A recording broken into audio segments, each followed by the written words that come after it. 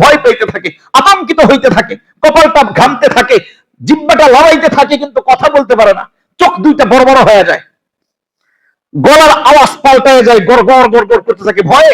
যখন একজন বেঈমান ইমানদার, একজন খবিস ইমানদার, যখন তার দুনিয়ার হায়াত শেষ হয়, আখিরাতের যখন সময় চলে আসে, অর্থাৎ মৃত্যুর সময় যখন ঘনায় আসে, তখনও আসমান থেকে একদল ফেরেশতা চলে আসে, সুদুল ওয়াজুহ।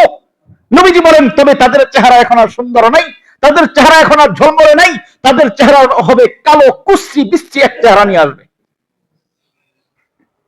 মাহুমুল মুসুহ, ইমানদারের সময় তারা জান্নাত থেকে সুন্দর দামি কাফন নিয়ে আসছিল, ডালা নিয়ে আসছিল, আতর লুবান নিয়ে আসছিল। আল্লাহর হাবিব বলেন, একজন বেঈমান, একজন ফাজের ফুসসাক যখন মৃত্যুর সময় চলে আসে, ওই ফেরেশতাদের হাতে এবার আর দামি কাফন থাকে না, দামি সুঘ্রাণ থাকে না, তখন তাদের চেহারাটা যেরকম কুশ্রী হয়, বিশ্রী কালো চেহারা নিয়ে যখন আসে, তখন তাদের হাতে থাকে একেবারে ছালার চটের মতো মোটা দুর্গন্ধযুক্ত কাপড়, মুসুহ, দুর্গন্ধময় একটা কাপড়, মোটা কাপড়, ছালার চটের মতো।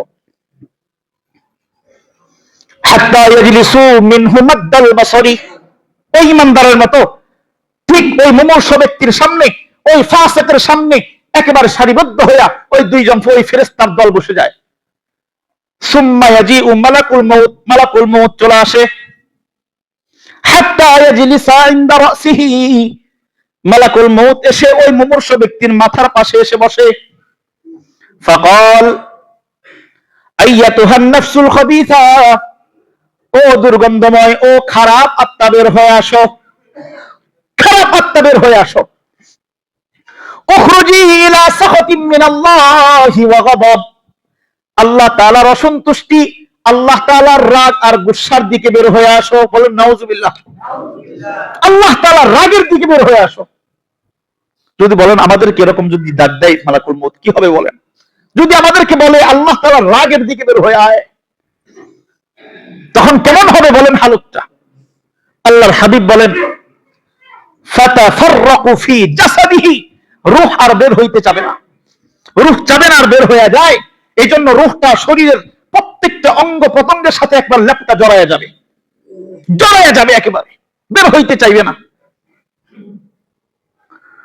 আল্লাহর হাবিব সাল্লাল্লাহু আলাইহি ওয়াসাল্লাম বলেন, ফায়ানতাজিউহা, তখন ওই আত্মাটাকে তার শরীরের ভিতর থেকে টেনে হিস্ট্রে বের করা হবে।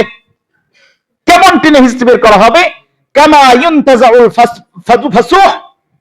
আল্লাহর হাবিব বলেন, আল্লাহর হাবিব আমাদেরকে বোঝানোর জন্য বলেন, ভেজা তুলার মধ্যে কোন লাকড়ি ঢুকাইলে, লোহা ঢুকাইলে ওটার মধ্যে তুলা আটকে যায় না? বের হইতে চায়? সহজে বের হয় নাকি তুলা একেবারে ঝাপটায় ধরে? আল্লাহর হাবিব বলেন, কামা ইউনতাজাউল ফাসুহ মিনাস সুফিল মাবলুল, ভেজা তুলার ভেতর থেকে লোহার ডান্ডা, লোহার আংটা বের করা যেরকম কঠিন, যেরকম টেনে হিসড়ে বের করা হয়, ওই বেঈমান, ওই ফুসাক, ওই ফাজেরের আত্মাটাকে তার শরীর থেকে ভাবে টেনে হিসড়ে বের করা হবে। এই ব্যাপারে আল্লাহ তাআলা সূরাতুন নাজিআতের প্রথম আয়াতে বলেন, ওয়ান নাজিআতি গরকা, ওই ফেরেশতারা যারা নাকি বেঈমান কাফেরের জানকে টেনে হিচড়ে বের করে।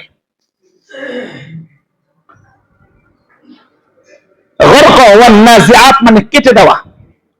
তাফসীরের মধ্যে উলামায়ে কেরাম লিখেন, আল্লাহ তাআলা এখানে কেন বললেন কেটে দেয়, কেন বললেন কেটে দেয়, কেন জোর জবরদস্তি করে কেটে দেয় কেন? বিসমিল্লাহির রহমানির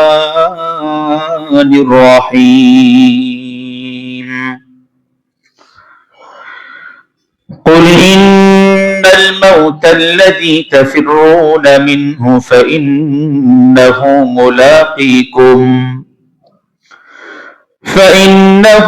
ملاقيكم ثم تردون إلى عالم الغيب والشهادة فينبئكم بما كنتم تعملون. صدق الله العظيم وصدق رسوله النبي الأمي الكريم ونحن على ذلك لمن الشاهدين والشاكرين والذاكرين والحمد لله رب العالمين سبحانك لا علم لنا إلا ما علمتنا إنك أنت العليم الحكيم وسبحانك لا فهم لنا إلا ما فهمتنا إنك أنت العزيز الحكيم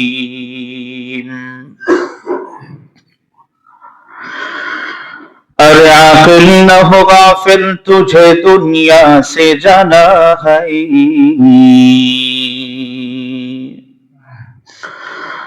अरे आकिल न हो गाफिल तुझे दुनिया से जाना है कि एक दिन अपना मुंह खुदा को भी दिखाना है कि एक दिन अपना मुंह खुदा को भी दिखाना है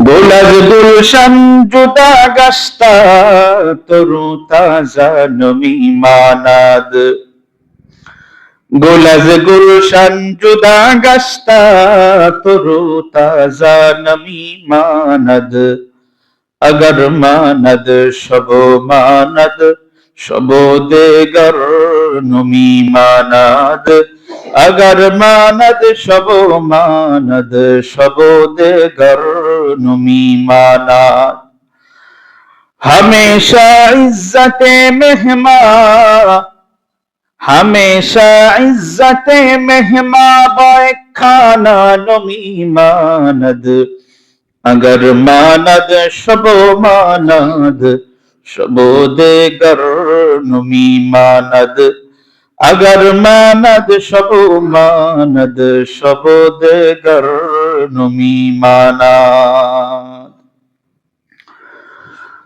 সকলে জবান খুলে দুরূদ ইব্রাহিম পাঠ করি আল্লাহুম্মা সাল্লি আলা মুহাম্মাদ ওয়া আলা আলি মুহাম্মাদ কামা সাল্লাইতা আলা ইব্রাহিম وعلى آل إبراهيم إنك حميد مجيد اللهم بارك على محمد وعلى آل محمد كما باركت على إبراهيم وعلى آل إبراهيم إنك حميد مجيد اللهم صل على سيدنا ونبينا وشفيعنا وحبيبنا ومولانا محمد صلى الله تعالى عليه وعلى آله وأصحابه وبارك وسلم আলহামদুলিল্লাহ আল্লাহ পাক রব্বুল আলামিনের সমাহান দরবার অসংখ্য গণিত শুকর আর সুজুদ যে মহান রব্বে কারীম বড় ইহসান করে মায়া করে পবিত্র জুমার দিন জুমার মসজিদে আসার বসার তৌফিক দান করেছেন কোরআন ও হাদিস থেকে কিছু সময় কিছু মুযাকারা করা এবং শোনার তৌফিক এনায়েত করেছেন এজন্য রব্বে কারীমের দরবারে জবান খুলে শুকরিয়া জানাই আলহামদুলিল্লাহ মুহতারাম হাজিরিন দুনিয়াতে আমরা অনেক মানুষকে জ্ঞানী মনে করি আমরা মনে করি ইঞ্জিনিয়ার কত বড় জ্ঞানী প্রকৌশলী কত বড় জ্ঞানী কত বড় বড় বিল্ডিং তৈরি করে এটা অনেক বড় জ্ঞানের ব্যাপার তাকে অনেক বড় জ্ঞানী মনে করি আমরা একজন ডাক্তারকে অনেক বড় জ্ঞানী মনে করি কারণ সে একজন অসুস্থ মানুষকে আল্লাহ তাআলার ফজলে সুস্থ বানায় ফেলে কত বড় জ্ঞান কত বড় জ্ঞানের কথা আমরা তাদেরকে বড় জ্ঞানী মনে করি আসলে আমাদের মনে করা যদি গোটা দুনিয়ার মানুষ কাউকে জ্ঞানী মনে করে আর আল্লাহ এবং তার রাসূলের সংজ্ঞা অনুযায়ী, পরিচয় অনুযায়ী সে ওই মানুষটা যদি নির্বুধ হয়, গাফেল হয়, তাহলে আমরা কি সাক্ষী দেব? জ্ঞানী নাকি গাফেল? মূর্খ। গোটা দুনিয়ার মানুষ যদি একজন মানুষকে জ্ঞানী বলে, আল্লাহ তাআলার কোরআন আর নবীর সুন্নাহ যদি ওই মানুষটাকে মূর্খ বলে, ওই মানুষটা মূর্খ। গোটা দুনিয়ার মানুষ যদি কাউকে মূর্খ বলে, পাগল বলে, আল্লাহ তাআলার কোরআন যদি সাক্ষী দেয় এই মানুষটা জ্ঞানী, খোদার কসম ওই মানুষটা আল্লাহ তাআলার কাছে সত্যি সত্যি জ্ঞানী মানুষ। যদি বোঝার জন্য আরেকটা উদাহরণ পেশ করি, নবীর জামানার ইসলামের বড় একজন শত্রুর নাম আমরা সকলেই জানি, নাম আবু জাহেল। নাম শুনছি না আমরা?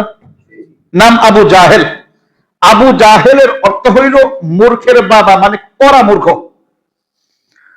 মারাত্মক মূর্খর আরবি শব্দ হলো আবু জাহেল। আমরা অনেকেই মনে করি আবু জাহেল মনে হয় আসলে আবু জাহেল।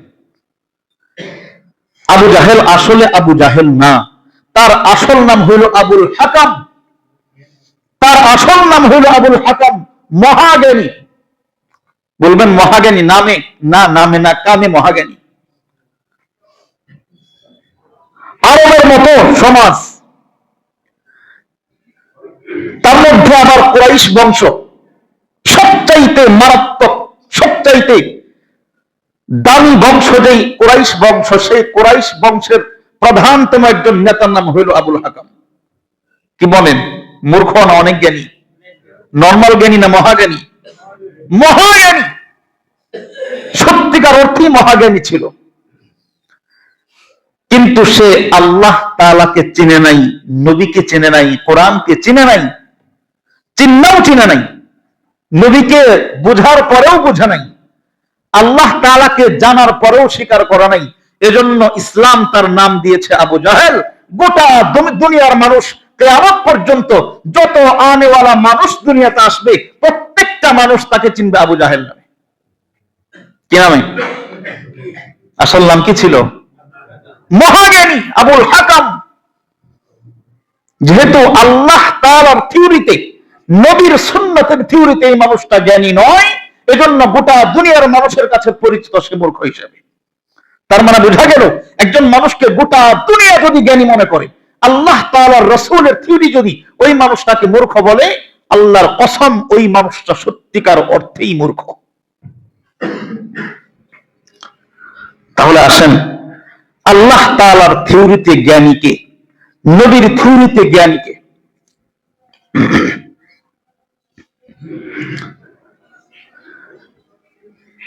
নবীজির বিশিষ্ট সাহাবী আব্দুল্লাহ ইবনে ওমর রাদিয়াল্লাহু তাআলা আনহু বর্ণনা করেন, একবার জনৈক সাহাবী নবীর দরবারে হাজির হয়ে প্রশ্ন করলেন, ইয়া রাসূলুল্লাহ, আইয়ুল মুমিনিনা আকিয়াস? ও নবী, ইমানদারদের মধ্যে সবচাইতে শ্রেষ্ঠ জ্ঞানী কোন ইমানদার? ইমানদারদের মধ্যে জ্ঞানী কারা, সত্যিকার জ্ঞানী কারা জানতে চাই। সাহাবী প্রশ্ন করতেছেন রাসূলুল্লাহর কাছে। হযরত আব্দুল্লাহ ইবনে ওমর রাদিয়াল্লাহু তাআলা আনহু বর্ণনা করেন, সাহাবী নবীজির দরবারে প্রশ্ন করার পরে নবীজি উত্তর করলেন, ও সাহাবী, সবচাইতে জ্ঞানী কোন মানুষটা জানতে চাও? আকসারুহুম লিল মাউতি যিকরান ওয়া আহসানুহুম লিমা বাদাহু ইসতি'দাদান উলাইকাল আকিয়াস। পয়গম্বর জবাব দেয়, ও সাহাবী, যেই মানুষটা বেশি বেশি মৃত্যুকে স্মরণ করে, মৃত্যুর কথা জপন করে এবং মৃত্যু পরবর্তী চিরস্থায়ী জিন্দেগীর জন্য যে বেশি বেশি সুন্দর প্রস্তুতি গ্রহণ করে, নবীজি বলেন উলাইকাল আকিয়াস, কেবলমাত্র ইমানদারদের মধ্যে ওই মানুষটাই শ্রেষ্ঠ মহাজ্ঞানী। সুবহানাল্লাহ। মহাজ্ঞানী ওই মানুষ, আকসারুহুম যিকরান লিল মাউত, যেই মানুষটা বেশি বেশি মৃত্যুর কথা স্মরণ করে এবং আখিরাতের প্রস্তুতি গ্রহণ করে। নবীজি বলেন উলাইকাল আকিয়াস, ইমানদারদের মধ্যে কেবলমাত্র ওই মানুষটাই মহাজ্ঞানী, এছাড়া জ্ঞানী নাই, এছাড়া মহাজ্ঞানী নাই। বলবেন কেন? মৃত্যুর সাথে জ্ঞানের সম্পর্ক আল্লাহর নবী কেন করলেন? কেন কারণ উলামায়ে কেরাম বলেন কোরআন ও হাদিসের আলোকে এটা সর্বস্বীকৃত কথা, দুনিয়ার মধ্যে, দুনিয়ার জামানায়, দুনিয়ার হায়াতের সবচাইতে কঠিন, সবচাইতে কষ্টের যেই মুসিবত, সবচাইতে বিকট যেই মুসিবত মানুষের উপর আসে, ওই মুসিবতের নাম হইল মৃত্যু। মুসিবতের নাম হইল মৃত্যু। এই মৃত্যুর যন্ত্রণা থেকে কেউ বাঁচতে পারে নাই, পারবেও না। আল্লাহ রাব্বুল আলামিন কোরআনে কারীমের চারটি আয়াতে কারিমায় আল্লাহ তাআলা এই মৃত্যুর যন্ত্রণা সম্পর্কে আমাদেরকে সতর্ক করেছেন। মৃত্যুর যন্ত্রণা কত কঠিন হবে। আল্লাহ রাব্বুল আলামিন পবিত্র কোরআনে কারীমের সূরাতুল কফের মধ্যে, সূরাতুল কফের 19 নম্বর আয়াতে স্পষ্ট আকারে আলোচনা করেছেন, ওয়াজাআত সাকরাতুল মাউতি বিল হক, وجاءت سكرة الموت بالحق ذلك ما كنت منه تحيد। আল্লাহ রাব্বুল আলামিন আমাদেরকে সতর্ক করে বলেন, ও ঈমানদার, ও মানুষ সম্প্রদায়, যেই মৃত্যু থেকে তোমরা পলায়ন করার চেষ্টা করো, যালিকা মা কুনতা মিনহু তাহিদ, যেই মৃত্যু থেকে তোমরা সারাক্ষণ পলায়নের চেষ্টা করো, ওয়াজাআত সাকরাতুল মাউতি বিল হক, আল্লাহ রাব্বুল আলামিন বলেন ওই মৃত্যুর কঠিন যন্ত্রণা তোমাদেরকে সত্যই পাকড়াও করবে। একদিন আসবেই মৃত্যুর যন্ত্রণা, আসবেই বিল হক। আল্লাহ তাআলা নিজে বলেছেন ওয়াজাআত সাকরাতুল মাউতি বিল হক, মৃত্যুর যন্ত্রণা সত্য একদিন উপস্থিত হয়ে যাবে। কারো কোনো সন্দেহ আছে? সন্দেহ আছে কারো? মনে করবেন আমি তো ঈমানদার, আমি তো 5 ওয়াক্ত নামাজি, আমি তো তাহাজ্জুদ গুজারি, আমার মনে হয় মৃত্যুর কষ্ট আসবে না।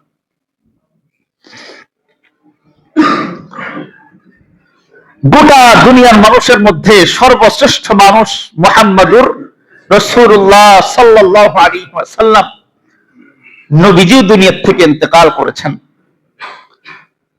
নবীজির প্রিয়তমা স্ত্রী হযরত আম্মা জান আয়েশা সিদ্দিকা রাদিয়াল্লাহু তাআলা আনহা বর্ণনা করেন, কবাদাহুল্লাহু বাইনা সাহরি ওয়া নাহরি, আল্লাহ রাব্বুল আলামিন নবীজিকে আমার বুক এবং কাঁধের মাঝে রেখে দুনিয়া থেকে নিয়েছেন। মানে নবীজি যখন ইন্তেকাল করেন তখন নবীজির মাথাটা আয়েশা সিদ্দিকা রাদিয়াল্লাহু তাআলা আনহার এই ঘাড়ের মধ্যে, কোলের মধ্যে ছিল। উনি বর্ণনা করেন যে নবীজি যখন ইন্তেকাল করবেন শেষ মুহূর্ত আমার বুক এবং এই কাঁধের মাঝে নবীজির মাথা রাখা ছিল। কবাদাহুল্লাহু বাইনা সাহরি ওয়া নাহরি, নবীজি আমার কোলে মাথা রেখে ইন্তেকাল করেছেন।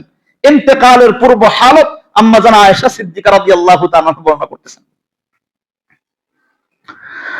আম্মা জান আয়েশা সিদ্দিকা রাদিয়াল্লাহু তাআলা বর্ণনা করেন, যখন নবীজির উপর সাকরাতুল মউত যখন ভর হয়ে গেল, যখন নবীজি দুনিয়া থেকে বিদায় হয়ে যাবেন, শেষ মুহূর্ত নবীজি চলতেছে, নবীজির সামনে, নবীজির ডান পাশে একটা ছোট বাটির মধ্যে ঠান্ডা পানি রাখা ছিল।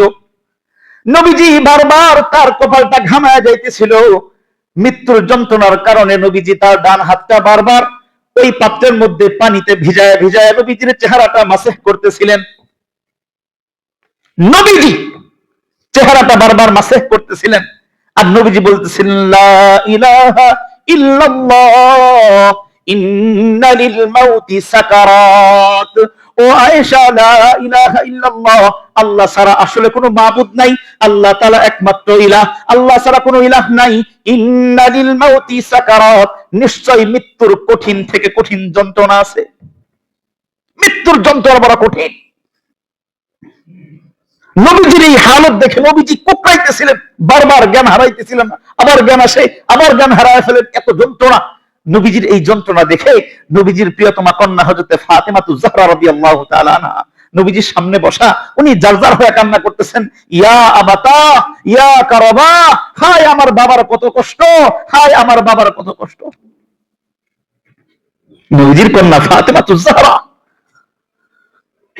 সাইয়্যিদাতুন নিসা ফিল জান্নাহ, জান্নাতের সর্দারিনী মহিলা হযরত ফাতেমাতুজ জাহরা রাদিয়াল্লাহু তাআলা নবীজির সামনে বসে বসে কান্না করতেছেন, ইয়া আবাতা ইয়া কারাবা, হায় আমার বাবা, হায় আমার বাবার কত কষ্ট। হাদিসের মধ্যে আসছে নবীজি তখন বলতেছিলেন, লা ইয়া ফাতেমা, ও ও ফাতেমা, না না, এরকম বলো না। লাইসা আলা আবিকাল কারাব বাদা হাদাল ইয়াউম। ও ফাতেমা, আজকের পরে তোমার বাবার আর কখনো কষ্ট হবে না। আজকের পরে তোমার বাবার আর কখনো কষ্ট হবে না, আজকেই শেষ কষ্ট। তার মানে নবীজির পর্যন্ত সাকরাতুল মাউত অনুভব করতে হয়েছে। সাকরাতুল মাউত, মৃত্যুর যন্ত্রণা। হাদিসের রাওয়ায়াতে পাওয়া যায়, আল্লাহ রাব্বুল আলামিন যখন কিয়ামত বানায় ফেলবেন, দুনিয়া যখন ধ্বংস হয়ে যাবে, মালাকুল মউত যখন গোটা দুনিয়ার মানুষের সমস্ত রূহ জান কবজ করে ফেলবেন, জিন জাতির জান কবজ করে ফেলবেন, জমিনে থাকা আসমানে থাকা সমস্ত ফেরেশতাদের জান যখন কবজ করা হয়ে যাবে, আল্লাহ তাআলার দরবারে হাজিরা দিবেন, ইয়া রাব্বাল আলামিন, সমস্ত মানুষ, সমস্ত ইনসান, तमाम ফেরেশতাদের জান কবজ করা হয়ে গেছে। আল্লাহ রাব্বুল আলামিন জিজ্ঞাসা করবেন, মা বাকিয়া, কে বাকি আছে? বাকি আছে কে? তখন মালাকুল মউত বলবেন, মালিক, সমস্ত মানুষগুলোর জান কবজ করে ফেলছি, तमाम জিন্নাতদের জান কবজ করা হয়ে গেছে, সমস্ত ফেরেশতাদের জান কবজ করা হয়ে গেছে। এমনকি ফেরেশতাদের যেই চার সর্দার, জিবরাইল, মিকাইল, ইসরাফিল, যেই তিন বাকি সর্দার, তাদেরও জান কবজ করা হয়ে গেছে। এখন বাকি আছে কে? বাকি হইল বাকিয়া হামালাতুল আরশ ওয়া আনতাল হাইয়্যু লা ইলাহা ইল্লা আনতা ওয়া আনা বাকিতু ইয়া রাব্বাল আলামিন। আরশ বহনকারী আটজন ফেরেশতা,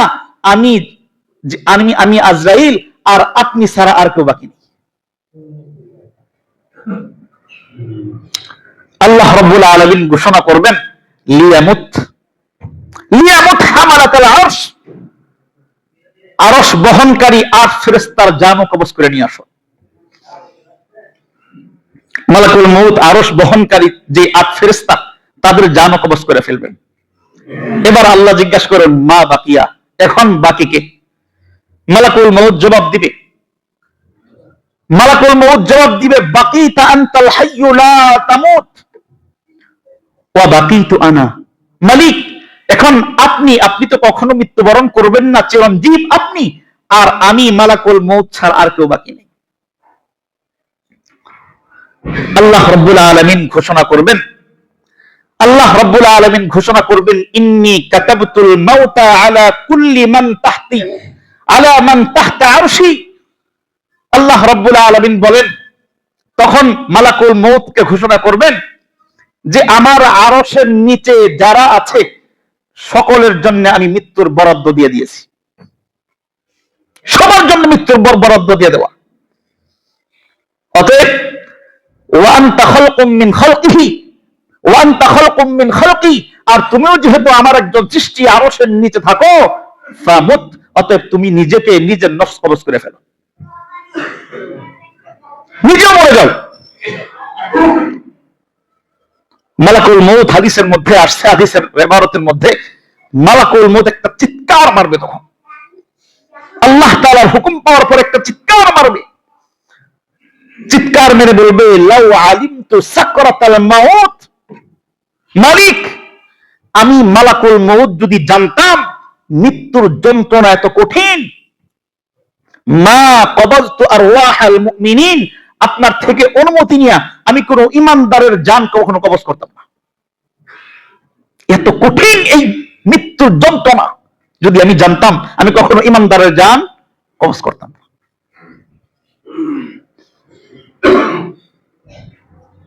বড় মারাত্মক কঠিন এক যন্ত্রণার নাম হইল এই সাকরাতুল মাউত, মৃত্যুর যন্ত্রণা। সকলকেই এই মৃত্যুর যন্ত্রণা গ্রহণ করতে হবে, সকলকেই নিতে হবে। হযরত ইব্রাহিম ইবনে আদহাম রাহমাতুল্লাহি আলাইহির ব্যাপারে রওয়ায়াত পাওয়া যায়, ঐতিহাসিকগণ ঘটনা বর্ণনা করেন, উনি আফগানিস্তানের বলখের বাদশা ছিলেন। উনি বাদশাহিত্ব ত্যাগ করার পরে যখন উনি দূর জঙ্গলে গিয়ে অবস্থান শুরু করলেন, ওনার রাজত্বের অন্যান্য মন্ত্রী পরিষদ সবাই গিয়ে করজোর আবেদন করলো, হুজুর, আপনি ছাড়া তো আমাদের দেশ ধ্বংস হয়ে যাচ্ছে, দেশের বাদশা নাই, দেশ বিনষ্ট হয়ে যাচ্ছে, আপনি চলেন। তখন ইব্রাহিম ইবনে আদহাম রাহমাতুল্লাহি আলাইহি তাদের কাছে কয়েকটা প্রশ্ন রাখছিলেন, কয়েকটা প্রশ্নের উত্তর যদি দিতে পারো তাহলে আমি আমার রাজত্বে আবার ফিরে যাব।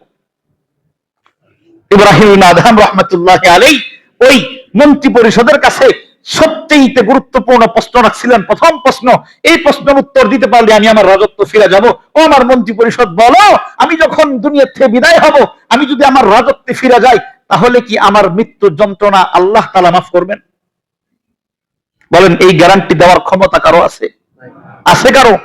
যখন মন্ত্রী পরিষদ না করছে, বলছে যেহেতু মৃত্যুর যন্ত্রণা থেকেই তোমাদের রাজত্ব আমাকে বাঁচাইতে পারে না, তাহলে তোমাদের রাজত্ব দিয়ে আমি কি করবো? মৃত্যুর যন্ত্রণা এত কঠিন।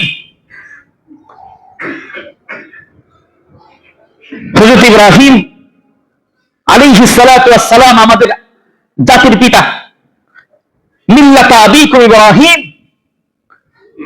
আমাদের পিতা ইব্রাহিম আলাইহিস সালাতু ওয়াস সালামের ইন্তেকালের সময় ঘটনা পাওয়া যায় কিতাবের মধ্যে। মালাকুল মউত ওনার কাছে হাজির হয়েছে। ইয়া খলিল, ও আল্লাহ তাআলার বন্ধু, আল্লাহ তাআলা আমাকে পাঠাইছেন যে আপনি যদি অনুমতি দেন আপনার জানটা নিয়ে আল্লাহর দরবারে হাজিরা দিব। বলেন না সুবহানাল্লাহ। আপনি যদি অনুমতি দেন আপনার জানটা আল্লাহ তাআলার দরবারে পৌঁছে দিব আপনাকে, আপনার মৃত্যু দানের জন্য আমি আসছি, যদি অনুমতি হয় তাহলে আপনার জান কবজ করব। ইব্রাহিম আলাইহিস সালাতু ওয়াস সালাম মালাকুল মউতকে প্রশ্ন করতেছেন, ও মালাকুল মউত, একটু আল্লাহ তাআলার দরবারে গিয়ে একটা প্রশ্ন করে আসো, একটা প্রশ্ন করো। আয়াকবিদুল খলিল হায়াতা খলিলিহি, ও মালাকুল মউত, আল্লাহ তাআলার কাছে গিয়ে প্রশ্ন করবা, কোন বন্ধু কি কোন অন্য বন্ধুর হায়াত নিতে পারে? কোন বন্ধু কি কোন বন্ধুকে মেরে ফেলতে পারে? আয়াকবিদুল খলিলু হায়াতা খলিলিহি, একজন খলিল একজন বন্ধুকে আরেক বন্ধুকে মেরে ফেলতে পারে? প্রশ্ন করবা। মালাকুল মউত আল্লাহ তাআলার দরবারে প্রশ্ন করছেন, আল্লাহ তাআলা ভিন্ন একটা জবাব শিখাই দিয়েছেন। ভিন্ন প্রশ্ন, উল্টা এই প্রশ্ন গিয়ে করবা। মালাকুল মউত ইব্রাহিম খলিল আলাইহিস সালাতু ওয়াস সালামের দরবারে এইসব নতুন প্রশ্ন নিয়ে আসছে। ইব্রাহিম, আল্লাহ তাআলা তো আপনাকে পাল্টা প্রশ্ন করছেন। কি প্রশ্ন? আয়াকরাহুল খলিলু লিকাআল খলিল, আল্লাহ তাআলা জিজ্ঞাসা করছেন কোন বন্ধু কি অন্য বন্ধুর সাক্ষাতের ব্যাপারে ঘড়িমসি করতে পারে? বলেন না সুবহানাল্লাহ। একজন বন্ধু আরেক বন্ধুর সাক্ষাতে যাবে, এটা কি অপছন্দ করতে পারে, ঘড়িমসি করতে পারে? ইব্রাহিম আলাইহিস সালাম আল্লাহ তাআলার প্রশ্ন বুঝতে পারছেন, নিয়ে যাও আল্লাহ তাআলার দরবারে আমি হাজিরা দিতে রাজি। ইব্রাহিম আলাইহিস সালাম বলতেছেন, ও মালাকুল মউত, যেহেতু দুনিয়ার জিন্দেগি শেষ, তো আমাকে একটু আমার সন্তান বনি আদম সন্তান, আমার পরবর্তী সন্তানদের মৃত্যুর সময় কেমন যন্ত্রণা হবে একটু আভাস আমি পাইতে চাই, একটু বুঝাই দাও আমাকে, দেখতে চাই আমার সন্তানদের কষ্ট কেমন হবে। কিতাবের মধ্যে পাওয়া যায় মালাকুল মউত বলতেছেন, ইব্রাহিম আপনি তো সহ্য করতে পারবেন না। ইব্রাহিম আলাইহিস সালাম বললেন, আমাকে একটু দেখাও, নমুনা দেখাও শুধু। তো ইব্রাহিম আলাইহিস সালাতু ওয়াস সালামকে মালাকুল মউত বললেন, একটু অন্যদিকে ফিরে তাকান। তো অন্যদিকে ফিরে তাকানোর পরে ফের যখন তাকানোর কথা বলছেন, ইব্রাহিম আলাইহিস সালাতু ওয়াস সালাম তাকায় দেখেন তার সামনের সেই সুন্দর চেহারা, সুন্দর অবয়বের মালাকুল মউত আর এরকম নাই। এখন তার রূপ ভিন্ন হয়ে গেছে, এক পা জমিনে আর এক পা আসমানে, এক পা জমিনে আর এক পা আসমানে। চক্ষুটা বড় বড় হয়ে গেছে, লাল বর্ণের আগুন বের হচ্ছে যেন। শরীরের রুম গুলা বড় বাঁশ ঝাড়ের মতো বড় বড় গাছ হয়ে গেছে। কালো কুশ্রী চেহারা নিয়ে, বিশাল বিশাল দাঁতের আকৃতি নিয়ে ইব্রাহিম আলাইহিস সালাতু ওয়াস সালামের সামনে দাঁড়ানো মালাকুল মউত। মুহূর্তের মধ্যে ইব্রাহিম আলাইহিস সালাম বেহুশ হয়ে পড়ছেন। মালাকুল মউত আগের রূপে ফিরে এসে ওনাকে উঠাইছেন। ইব্রাহিম আলাইহিস সালাতু ওয়াস সালাম উঠে বলতেছেন, ও মালাকুল মউত, আমি সাক্ষী দিচ্ছি যদি আপনি কোন মানুষকে জান কবজের কষ্ট না দিয়া এই চেহারার কষ্ট যদি তাকে দেওয়া হয়, একজন মানুষের জন্য সর্বোচ্চ কষ্টের জন্য এই চেহারাটাই যথেষ্ট। মৌতের যন্ত্রণা দেওয়ার জন্য এই চেহারাটাই যথেষ্ট, কষ্ট দেওয়া লাগবে না, এই চেহারাটাই যথেষ্ট। এত কঠিন চেহারা হয় মৃত্যুর সময় মালাকুল মউত হযরত আজরাইল আলাইহিস সালাতু ওয়াস সালামের। এজন্য নবীজি সাল্লাল্লাহু আলাইহি ওয়াসাল্লাম সাহাবায়ে কেরামদেরকে সবসময় শিখাইতেন, সব সময় বলতেন, ও আমার সাহাবীরা, বেশি বেশি বেশি বেশি এই মৃত্যুর যন্ত্রণা থেকে বাঁচার জন্য আল্লাহ তাআলার দরবারে দোয়া চাও। আল্লাহ তাআলা আমাদের সকলকে মৃত্যুর যন্ত্রণা থেকে হেফাজত করেন। মৃত্যুর যন্ত্রণা বড় কঠিন। আল্লাহর হাবিব সাল্লাল্লাহু আলাইহি ওয়াসাল্লাম হাদিসে পাকের মধ্যে এর বিস্তর আলোচনা করেছেন। হযরত বারা ইবনে আযিব রাদিয়াল্লাহু তাআলা আনহুর এক riwayat-এর মধ্যে এর বিস্তর আলোচনা নবীজি করেছেন। মৃত্যুর যন্ত্রণা কেমন হয় একজন ইমানদারের সাথে এবং একজন বেঈমানের সাথে তার মৃত্যুর রূপ কেমন হয়।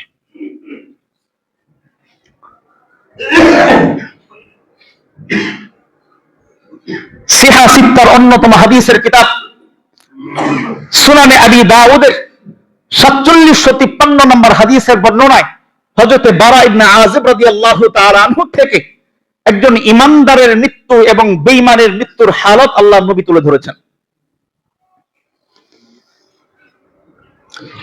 হযরত বারা ইবনে আযিব রাদিয়াল্লাহু তাআলা আনহু বর্ণনা করেন, নবীজি সাল্লাল্লাহু আলাইহি ওয়াসাল্লাম ইরশাদ করেছেন, ইন্নাল আবদাল মুমিনা ইযা কানা ফি ইনকিতাইন মিনাদ দুনিয়া ওয়া ইকবালিন মিনাল আখিরাহ। হযরত বারা ইবনে আযিব রাদিয়াল্লাহু তাআলা আনহু বর্ণনা করেন, একজন ইমানদারের যখন দুনিয়ার হায়াত শেষ হয়ে যায়, আখিরাতের হায়াতের শুরু যখন হয়ে যায়, দুনিয়ার জিন্দেগির শেষ মুহূর্ত আখিরাতের জিন্দেগির শুরু মুহূর্ত যখন এসে যায়, বারা ইবনে আযিব রাদিয়াল্লাহু তাআলা আনহু বলেন, নবীজি আমাদেরকে শুনিয়েছেন, নাযালাত আলাইহিমুল মালাইকাতু মিনাস সামা বিদুল ওয়ুজুহ। ইমানদারের মৃত্যু যখন শুরু হয় তখন আসমান থেকে সুন্দর শুভ্র চেহারাওয়ালা বিশিষ্ট একদল ফেরেশতা জমিনের মধ্যে অবতরণ করে। নবীজি বলেন, কান্না বুজুহাহুমুশ শামসু, তাদের চেহারাটা এমন সুন্দর যেন তাদের চেহারার মধ্যে সূর্যের আলো কিরকির করতেছে, সূর্যের আলো যেন ঝলমল করতেছে। এত সুন্দর, এত ঝলমলে চেহারাওয়ালা বিশিষ্ট একদল ফেরেশতা আসমান থেকে নাজিল হয়। মাহুম কাফানুম মিন আকফানিল জান্নাহ ওয়া হানুতুম মিন হানুতিল জান্নাহ। আল্লাহর হাবিব বর্ণনা করেন, ওই ফেরেশতাদের সাথে জান্নাত থেকে আনা দামি কাপড়ের কাফনের কাপড় সাথে থাকে, দামি ধবধবে কাপড়, মহামূল্যবান জান্নাত থেকে আনা কাফনের কাপড় তাদের হাতে থাকে। ও হানুতুম মিন হানুতিল জান্নাহ, জান্নাতের যেই সর্বোচ্চ, যেই দামি মেশকে আম্বর, যেই সুঘ্রাণ, যেই সুগন্ধি, ওই সুগন্ধি তাদের প্রত্যেকের হাতের মধ্যে থাকে, মানে ডালা ডালা। আমাদের যখন বিয়ে হয়, নববধূকে সম্ভাষণ জানানোর জন্য হাতের মধ্যে ডালা নিয়ে দাঁড়ায় না, দামি দামি জিনিস নিয়ে। আমাদের সমাজে দেখুন শিরিক ঢুকে গেছে, আবার ডালা নিয়ে দাঁড়াইতে গিয়া হলুদ নিয়ে দাঁড়ায়, ধান নিয়ে দাঁড়ায়, হিন্দুদের সেই দুর্বা ঘাস নিয়ে দাঁড়ায়, আছে না? তো ফেরেশতারা এরকম ডালা নিয়ে দাঁড়ায় যাবে, জান্নাতের সুন্দর দামি মহামূল্যবান কাফনের কাপড় আর সাথে জান্নাতের সুগন্ধি নিয়ে দাঁড়ায় যাবে। হাত্তা ইয়াজলিসু মিনহু মাদ্দাল বাসরি। নবীজি হাদিসের মধ্যে বলেন, ওই ফেরেশতারা ওই মুমূর্ষ ব্যক্তির দৃষ্টি সীমা পর্যন্ত দুই ভাবে কাতারবদ্ধ হয়ে একেবারে সুন্দরভাবে সিরিয়াল ভাবে বসে যায়। সীমা যত দূর যায়, আমার চোখ যত দূর যায়, দুই দিকে ফেরেশতারা আমাকে ইস্তেকবাল করার জন্য, আমাকে সম্ভাষণ জানানোর জন্য হাতের মধ্যে জান্নাতি ডালা নিয়ে বসে যায়। সুবহানাল্লাহ। যখন এই অবস্থা যখন তৈরি হইল, আল্লাহর হাবিব বলেন, সুম্মা ইয়াজিউ মালাকুল মাউত, তখন মালাকুল মাউত তখন চলে আসে, হাত্তা ইয়াজলিসা ইনদা রাসিহি, ওই মুমূর্ষ ব্যক্তির মাথার পাশে এসে বসে যায়। মালাকুল মাউত মুমূর্ষ ব্যক্তির মাথার কাছে এসে বসে। ফাকালা ইয়া আইয়াতুহান নাফসুত তাইয়্যিবা। মালাকুল মাউত মুমূর্ষ ব্যক্তির পাশে এসে বসে ডাকতে থাকে, আইয়াতুহান নাফসুত তাইয়্যিবা, ও পবিত্র আত্মা, উখরুজি উখরুজি, বের হয়ে আসো, বের হয়ে আসো। আত্মারা ভয় পাইতে থাকে, কোন দিকে বের হবে, কোথায় বের হবে, না জানি কি আযাব আমার উপর আসবে। না জানি কোন মুসিবত আমার উপর আসে, যখন আত্মাটা এরকম ভয় পেয়ে যায়, মুমূর্ষু ব্যক্তি যখন আতঙ্কিত হয়ে যায়, তখন ওই মালাকুল মউত ডাকতে থাকে, উখরুজি ইলা মাগফিরাতিন মির রাব্বিকুম ওয়া রিদওয়ান। আল্লাহ তাআলার সন্তুষ্টির দিকে, আল্লাহ তাআলার আনন্দের দিকে, আল্লাহ তাআলার সন্তুষ্টি আর খুশির দিকে তুমি বের হয়ে আসো। সুবহানাল্লাহ। আল্লাহ তাআলা তোমার উপর সন্তুষ্ট আছেন, আল্লাহ তাআলার সন্তুষ্টি গ্রহণের জন্য তুমি তোমার এই দেহ থেকে বের হয়ে আসো। নবীজি বলেন, এই কথা এইভাবে যখন মালাকুল মউত মাথার পাশে এসে যখন ডাকতে থাকে, আল্লাহ রাব্বুল আলামিন সূরাতুন নাজিআতের মধ্যে, সূরাতুন নাজিআতের 2 নম্বর আয়াতে কারিমায় আল্লাহ রাব্বুল আলামিন এই হালত বর্ণনা করছেন। যখন মৃত ব্যক্তি, যখন এই মূর্ছ ব্যক্তি যখন ভয় পেতে থাকে, আতঙ্কিত হইতে থাকে, কপালটা ঘামতে থাকে, জিহ্বাটা লড়াইতে থাকে, কিন্তু কথা বলতে পারে না, চোখ দুইটা বড় বড় হয়ে যায়, গলার আওয়াজ পাল্টায় যায়, গড়গড় গড়গড় করতে থাকে ভয়ে। আল্লাহ রাব্বুল আলামিন বলেন, ওয়ান্নাজিআতি গরকা ওয়ান্নাশিতাতি নাশতা। মালাকুল মউত যখন বলে, ও ও পবিত্র আত্মা বের হয়ে আসো, বের হয়ে আসো, তখন যাতে ওই পবিত্র আত্মার কষ্ট না হয়, কষ্ট যাতে লাঘব হয়, কষ্ট তো হবেই হবে, যাতে কষ্ট একটু কম হয়, এজন্য একদল ফেরেশতা, ওই যে ফেরেশতাদের দল, ওই ফেরেশতাদের দল ওই শরীরের ভিতর ঢুকে যায়। ওয়ান্নাশিতাতি নাশতা, তারা যে ওই শরীরের সাথে যেই রূহের বন্ধন থাকে, আটকানো থাকে। আমরা যখন কুরবানির গরু যখন ছিলাই, যখন একটা ছাগল ছিলাই, দেখবেন চামড়ার সাথে গোশতের একটা পাতলা আবরণ থাকে, থাকে কিনা? দেখবেন ছুরির মাথা দিয়া কসাইরা ওইটা আস্তে আস্তে ছাড়াইয়া দেয়, আর চামড়া এবং গোশতটা আলাদা হয়ে যায়। তো আমাদের রূহটা আমাদের শরীরের প্রত্যেকটা গোড়ায় গোড়ায় লাগানো, এজন্যই তো পশমের মধ্যে টান দিলে ব্যথা পাওয়া যায়, এজন্যই চুলের মধ্যে টান দিলে ব্যথা পাওয়া যায়, কারণ এই চুলের সাথে আমার রূহের সম্পর্ক আছে, লাগানো আছে, সংযুক্তি আছে। ওয়ান্নাশিতাতি নাশতা, একদল ফেরেশতা ওই ইমানদারের জানটা যাতে একটু লাঘবে বের হয়, কষ্ট না হয়, এজন্য ভিতরে ঢুকে ওই শরীরের সাথে লাগানো আত্মার বন্ধনগুলো একটা একটা করে কাটতে থাকে। সুবহানাল্লাহ। ওয়ান্নাশিতাতি নাশতা ওয়াসাবিহাতি সাবহা, খুব দ্রুত বেগে এরকম কাজ হয়, কাজ হওয়ার পরে ওই আত্মাটা তার শরীর থেকে বের হয়ে আসে। বলবেন কিভাবে বের হয়ে আসে? আল্লাহর হাবিব সাল্লাল্লাহু আলাইহি ওয়াসাল্লাম এই বারা ইবনে আযিব রাদিয়াল্লাহু তাআলা আনহুর এই বর্ণনার মধ্যে নবীজি বলেন, ফাতাখরুজু তাসিলু কামা তাসিলুল কতরাতু মিন ফিসসিকা। আমরা যখন কোন পাত্র থেকে পানি ঢালি, পাত্রের থেকে একটা পাত্রের মধ্যে পানি আছে, এই পাত্রটা কাত করলে পানি পড়তে তো অনেক কষ্ট হবে, বুঝেন নাই? এই পাত্রের ভিতরে পানি আছে, একটা কলসির ভিতরে পানি আছে, কলসিটা কাত করলে পানি পড়তে কষ্ট হবে না, অটোমেটিক পড়ে যাবে খুব সহজে।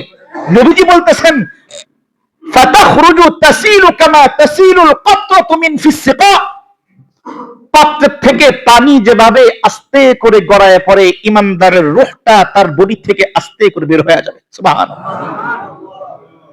আস্তে করে বের হয়ে যাবে। কষ্টের মধ্যেও তার সুখ অনুভূত হবে। বলবেন কষ্টের মধ্যে সুখ হয় কেমনে? আমাদের মায়েরা সন্তান প্রসব করে, করে না? এটা কি সহজ না কঠিন? অল্প কঠিন না খুব কঠিন? কেমন যন্ত্রণা হয় একজন মায়ের একটা সন্তান প্রসব করার ক্ষেত্রে। আব্দুল কাদের জিলানী রাহমাতুল্লাহি আলাইহি উনি মায়েদের প্রসব বেদনা কেমন বোঝানোর চেষ্টা করেছেন। আব্দুল কাদের জিলানী রাহমাতুল্লাহি আলাইহি বলেন, একজন মা সন্তান প্রসব করার সময় যেই তার পেটের ভিতরে যেই চাপ অনুভব করে, একটু পরপর যেই চাপ আসে, কিছুক্ষণ পরপর যেই চাপ সৃষ্টি হয়, আব্দুল কাদের জিলানী রাহমাতুল্লাহি আলাইহি বলেন, যদি আল্লাহ তাআলা ওই চাপটাকে একটা আকার বানায় দিতেন, আকার, এই চাপটাকে যদি একটা বস্তু বানায় দেওয়া হয়, আব্দুল কাদের জিলানী রাহমাতুল্লাহি আলাইহি বলেন, প্রত্যেকটা চাপের আকার যদি কোনো পাহাড়ের উপর ফেলা হয়, ওই চাপের একটা আকার একটা পাহাড়কে চূর্ণ বিচূর্ণ বানায় দিতে পারে। এত কঠিন থেকে কঠিন চাপ আমাদের মা আমাদের মায়েরা আমাদেরকে জন্ম দেওয়ার সময় সহ্য করছেন। এবার বলেন, একটু জানতে চাই, আমাদের ঘরেও তো সন্তান হয়, আমাদের মায়েদের তো আমরা সন্তান হইছি, আমাদের মেয়েদের সন্তান হয়। বলেন, আমাদের মায়েরা, আমাদের বোনেরা সন্তানের প্রতি আগ্রহী না অনাগ্রহী? যখন পেটে সন্তান আসে মনে মনে কি মনে করে, যে আসুক, আরো 2 বছর থাকুক, পরে আসুক, এরকম চায় না? প্রত্যেক দিন দিন গুনে কবে আমার সন্তান আসবে, কবে আমার সন্তান আসবে। এই যে কঠিন কষ্ট, এই কষ্টের পরেও তার ভিতরে সে জানে যে প্রসব বেদনা বড় যন্ত্রণার, প্রসব বেদনা বড় কষ্ট, তারপরেও তার ভিতরে সবসময় চাই এই কষ্টটা হোক, আমার সন্তান আমার চোখের সামনে আসুক। কি বলেন, চাই কিনা? চাই কিনা? প্রত্যেকটা মা চাই কিনা? যেহেতু চাই, একজন ইমানদারের সামনে যখন আল্লাহ রাব্বুল আলামিন যখন জান্নাতের নাজ ও নিয়ামত তুলে ধরেন, মালাকুল মউত যখন তাকে বলতে থাকে উখরুজি ইলা মাগফিরাতিন মির রাব্বিকুম ওয়া রিদওয়ান, আল্লাহ তাআলার ক্ষমার দিকে, আল্লাহ তাআলার সন্তুষ্টি নিয়ে বের হয়ে আসো, যখন এই সুসংবাদ যখন একজন মৃত্যু শয্যায় ব্যক্তি যখন তার রূহ শুনতে পায়, তখন একেবারে আরামসে কষ্টের মধ্যেও সে আনন্দে বের হয়ে আসে, কষ্টের মধ্যে আনন্দ অনুভব করতে থাকে। পক্ষান্তরে যখন একজন বেঈমানের যখন মৃত্যুর সময় চলে আসে, আমি খুব সংক্ষেপে বলার চেষ্টা করতেছি, সময় শেষ প্রায়। আল্লাহর হাবিব সাল্লাল্লাহু আলাইহি ওয়াসাল্লাম এই হাদিসের শেষ অংশে বলতেছেন, এই হাদিসের অংশে যখন ওয়াইনাল আবদাল কাফিরা ইদা কানা ফি যখন একজন বেঈমান ইমানদার, একজন খবিস ইমানদার যখন তার দুনিয়ার হায়াত শেষ হয়, আখিরাতের যখন সময় চলে আসে, অর্থাৎ মৃত্যুর সময় যখন ঘনায় আসে, তখনও আসমান থেকে একদল ফেরেশতা চলে আসে, সুদুল ওয়াজুহ। নবীজি বলেন, তবে তাদের চেহারা এখন আর সুন্দর নাই, তাদের চেহারা এখন আর ঝলমলে নাই, তাদের চেহারা হবে কালো কুসরি বিশ্রী এক চেহারা নিয়ে আসবে। মাহুমুল মুসুহ, ইমানদারের সময় তারা জান্নাত থেকে সুন্দর দামি কাফন নিয়ে আসছিল, ডালা নিয়ে আসছিল, আতর লুবান নিয়ে আসছিল। আল্লাহর হাবিব বলেন, একজন বেঈমান, একজন ফাজের ফুসাক যখন মৃত্যুর সময় চলে আসে, ওই ফেরেশতাদের হাতে এবার আর দামি কাফন থাকে না, দামি সুঘ্রাণ থাকে না, তখন তাদের চেহারাটা যেরকম কুশ্রী হয়, বিশ্রী কালো চেহারা নিয়ে যখন আসে, তখন তাদের হাতে থাকে একেবারে ছালার চটের মতো মোটা দুর্গন্ধযুক্ত কাপড়, মুসুহ, দুর্গন্ধময় একটা কাপড়, মোটা কাপড়, ছালার চটের মতো।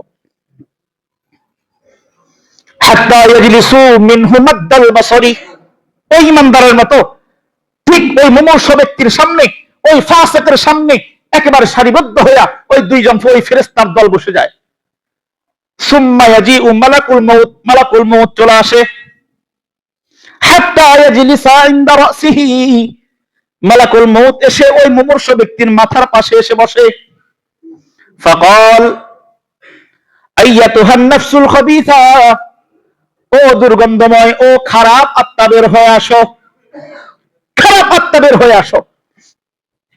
উখরুজি ইলা সাখাতিম মিনাল্লাহি ওয়া গাদাব, আল্লাহ তাআলার অসন্তুষ্টি, আল্লাহ তাআলার রাগ আর গুসার দিকে বের হয়ে আসো। বলেন নাউজুবিল্লাহ। আল্লাহ তাআলার রাগের দিকে বের হয়ে আসো। যদি বলেন আমাদেরকে এরকম যদি ডাক দেয় মালাকুল মউত, কি হবে বলেন? যদি আমাদেরকে বলে আল্লাহ তাআলার রাগের দিকে বের হয়ে আয়, তখন কেমন হবে বলেন হালতটা? আল্লাহর হাবিব বলেন, ফাতাফাররাকু ফি জাসাদিহি, রূহ আর বের হইতে চাবে না, রূহ চাবে না আর বের হয়ে যায়। এই জন্য রূহটা শরীরের প্রত্যেকটা অঙ্গ প্রত্যঙ্গের সাথে একবার লেপটা জড়ায়া যাবে, একেবারে বের হইতে চাইবে না। আল্লাহর হাবিব সাল্লাল্লাহু আলাইহি ওয়াসাল্লাম বলেন, ফায়ানতাজিউহা, তখন ওই আত্মাটাকে তার শরীরের ভিতর থেকে টেনে হিস্ট্রে বের করা হবে। কেমন টেনে হিস্ট্রে বের করা হবে? কামা ইউনতাজাউল ফাসুহ। আল্লাহর হাবিব বলেন, আল্লাহর হাবিব আমাদেরকে বোঝানোর জন্য বলেন, ভেজা তুলার মধ্যে কোন লাকড়ি ঢুকাইলে, লোহা ঢুকাইলে ওটার মধ্যে তুলা আটকে যায় না? বের হইতে চায়? সহজে বের হয় নাকি তুলা একেবারে ঝাপটায় ধরে? আল্লাহর হাবিব বলেন, কামা ইউনতাজাউল ফাসুহ মিনাস সুফিল মাবলুল, ভেজা তুলার ভেতর থেকে লোহার ডান্ডা, লোহার আংটা বের করা যেরকম কঠিন, যেরকম টেনে হিসড়ে বের করা হয়, ওই বেঈমান, ওই ফুসাক, ওই ফাজেরের আত্মাটাকে তার শরীর থেকে ভাবে টেনে হিঁচড়ে বের করা হবে। এই ব্যাপারে আল্লাহ তাআলা সূরাতুন নাজিআতের প্রথম আয়াতে বলেন ওয়ান নাজিআতি গরকা। ওই ফেরেশতারা যারা নাকি বেঈমান কাফেরের জানকে টেনে হিঁচড়ে বের করে। গরকা ওয়ান নাজিআত মানে কেটে দেওয়া। তাফসীরের মধ্যে উলামায়ে কেরাম লিখেন আল্লাহ তাআলা এখানে কেন বললেন কেটে দেয়, কেন বললেন কেটে দেয়, কেন জোর জবরদস্তি করে কেটে দেয় কেন? আপনারা বেত চিনেন, বেতের ঝাড় দেখছেন কখনো? বেতের ঝাড় কে কে দেখছেন একটু হাত তুলেন দেখি। বেতের ঝাড় আলহামদুলিল্লাহ অনেকেই দেখছেন। বেত কিন্তু 100-150 ফুট লম্বা হয়, অনেক লম্বা হয়, দেখবেন ঝুপ হয়ে ওঠে। ওই বেত যখন কাটে তখন দেখবেন বেত যখন কাটে একটা একটা সবগুলো টেনে নিয়ে আসে না, একটা কাটে তার সাইডের ডাল কাটতে থাকে আর নামতে থাকে। দেখছেন কখনো? ওটা না দেখে থাকলে বাঁশ কাটতে তো দেখছেন, বাঁশ কাটে কেমনে? বাঁশ যখন কাটে এটা কি কয়েকজনে ধরে টেনে বের করে, নাকি প্রথমে সাইডের যে কঞ্চি গুলো কাটতে থাকে, কঞ্চি কাটে বাঁশ আস্তে আস্তে টানে আর বাঁশটা বের হয়ে আসে। তো বেতের ঝাড়ও এরকম। এখন যদি একটা বেতের ঝাড় 10টা গাছ একত্রে উঠছে, সেখান থেকে একটা কাটবে, যদি এরকম হয়, আর যদি 100 জন মানুষ ওই বেত ধরে টানে, তাহলে পুরা গাছ নিয়ে নুয়ে পড়বে না? এই জন্য সিস্টেম কি, বেতের যেই ডালাপালা গুলো আছে ওই ডালাপালা গুলো আগে কাটতে থাকে, কাটে আস্তে আস্তে ওই বেতটা নেমে আসে। তো ইমানদার একজন বেঈমানের জান যখন কবজ হয়ে যাবে, তখন তার ভিতরে যে রূহটা একেবারে ছড়ায় ছিটায় গেল, পশমের গোড়ায় গোড়ায় যে লুকায় গেল, এখন যদি মালাকুল মউত তো রূহের মুঠার মধ্যে ধরছে, মালাকুল মউত তো মুঠার মধ্যে ধরছে, এখন যদি একেবারে টাইনা শেষরা এবার করে, আমাদের শরীর তো আর শরীর থাকবে না, ভর্তা হয়ে যাবে। কি হয়ে যাবে? ভর্তা হয়ে যাবে। কোন বেঈমানের শরীর আর শরীর থাকতো না, মৃত্যুর আগেই তার শরীর ভর্তা হয়ে যেত। এজন্য আল্লাহ রাব্বুল আলামিন সিস্টেম করছেন, একদল ফেরেশতা ভিতরে ঢুকে যায়, ঢুকে ওই যে শরীরের শিরায় শিরায় যে তার রোগটা লাগানো, সেখান থেকে আগুনের কেচি দিয়ে কাটতে থাকে, আগুনের কেচি দিয়ে কাটতে থাকে, আর মালাকুল মউত ওই রূহের মুঠা ধরে টানতে থাকে। এক সময় তার এই দুর্গন্ধময় এই নিকৃষ্ট আত্মারা এখান থেকে বের হয়ে আসে। এত কঠিন হবে একজন বেঈমানের মৃত্যু, একজন ফাসিকের মৃত্যু, একজন ফুজ্জারের মৃত্যু এত কঠিন হবে। এজন্য আল্লাহর হাবিব সাল্লাল্লাহু আলাইহি ওয়াসাল্লাম সব সময় মৃত্যু থেকে পানাহ চেয়েছেন, মৃত্যুর যন্ত্রণা থেকে পানাহ চেয়েছেন। আল্লাহুম্মা ইন্নী আউযু বিকা মিন সাকারাতিল মাউত, মালিক আমি আপনার কাছে সাকারাতে মাউত থেকে, মৃত্যুর যন্ত্রণা থেকে মুক্তি চাই।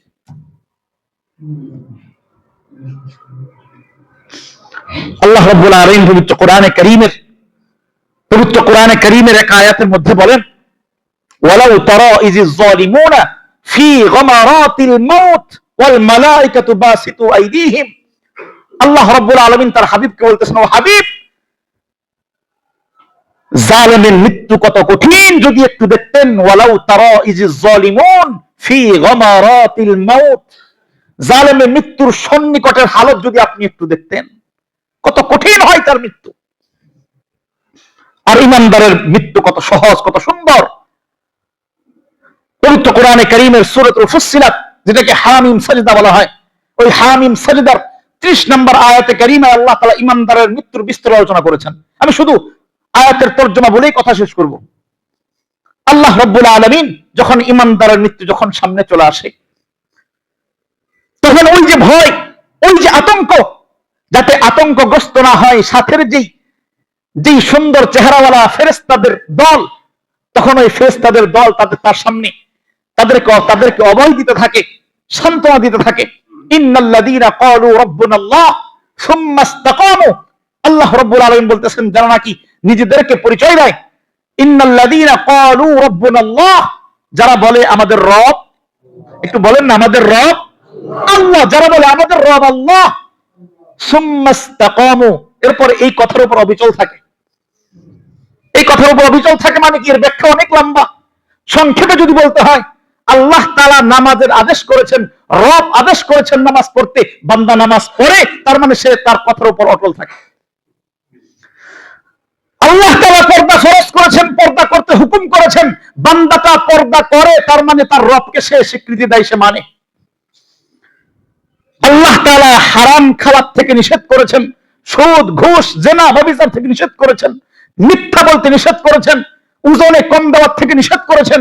বান্দা যদি এর থেকে বিরত থাকে তার মানে সেই ইস্তাকামু, আল্লাহ তাআলাকে রব বলে স্বীকারোক্তির উপর অটল অবিচল থাকে।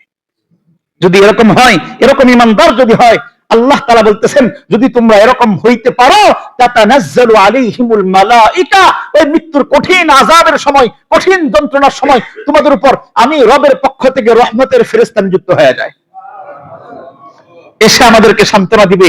আল্লাহ তাখাফু, ও ইমানদারের আত্মা, ভয় পেও না, ওয়ালা তাহজানু, চিন্তিত হও না, পেরেশানির কোনো কারণ নাই।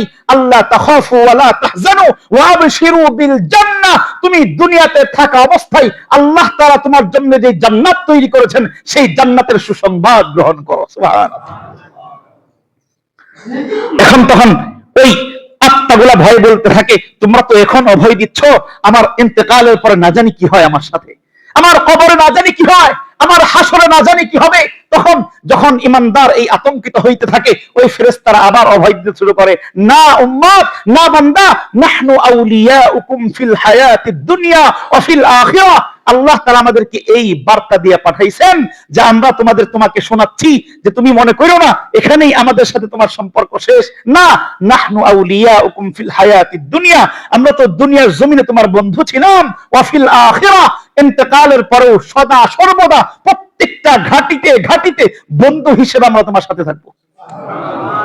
ওয়ালাকুম ফিহা মা তাশতাহি আনফুসুকুম, এবং তুমি সেখানে যা চাও, তোমার মনে যা চায় সব তোমাকে দেওয়া হবে। ওয়ালাকুম ফিহা মা তাদউন নুজুলাম মিন গফুরির রহিম, তাকে সর্বশেষ অভয় দেয়, কিসের পেরেশানি করতেছো, কেন বিলম্ব করতেছো, কেন দেরি করতেছো, নুজুলাম মিন গফুরির রহিম, আল্লাহ তাআলা স্বয়ং তোমার মেহমানদারির জন্য অপেক্ষা করতেছেন, আসো জলদি বের হয়ে আসো, আল্লাহ তাআলার মেহমানদারি গ্রহণ করে ফেলো। সুবহানাল্লাহ। আল্লাহ তাআলা আমাদের সকলকে ঈমানের মৃত্যু দান করেন, কালেমা নসিব করেন, আল্লাহ তাআলা মৃত্যুর কঠিন আযাব থেকে আমাদের সকলকে হেফাজত করেন। ওয়া আখির দাওয়ানা আলহামদুলিল্লাহি রাব্বিল আলামিন।